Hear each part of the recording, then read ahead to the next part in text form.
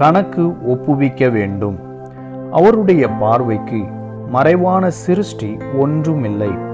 சகலமும் அவருடைய கண்களுக்கு முன்பாக நிர்வாணமாயும் வெளியரங்கமுமாயிருக்கிறது.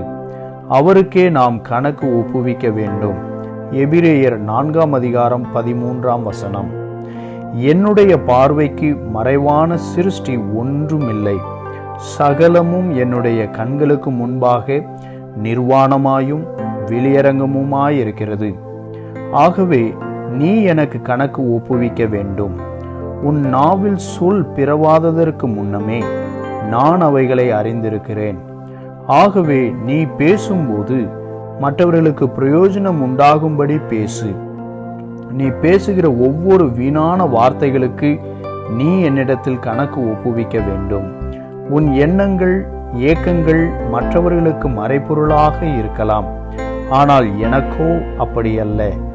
நான் உன் நினைவுகளை தூரத்தில் இருந்து அறிகிறேன். உன்னுடைய அனைத்தும் எனக்கு தெரியும். மற்றவர்களுக்கு உன்னை பயனுள்ளவனாக வைத்திருக்கிறேன். உன்னிடத்தில் வருகிற ஏழை எளியவர்களுக்கு உன்னால் முடிந்த அளவுக்கு நீ உதவி செய்ய வேண்டும். உன்னை சுற்றியுள்ள மக்களுக்கு உன்னை உப்பாக வைத்திருக்கிறேன்.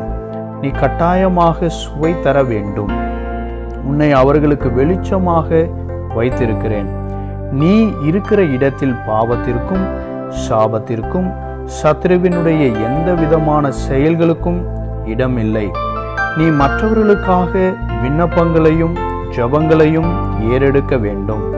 இந்த தேசத்தை ஆளுகிற தலைவர்களுக்காகவும் அதிகாரிகளுக்காகவும் நீ என்னிடத்தில் மன்றாட வேண்டும்.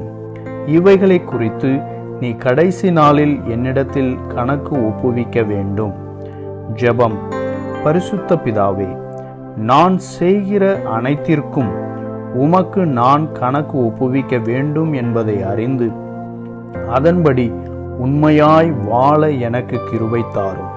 இயேசுவின் நாமத்தில் ஜெபிக்கிறேன். ஆமென்.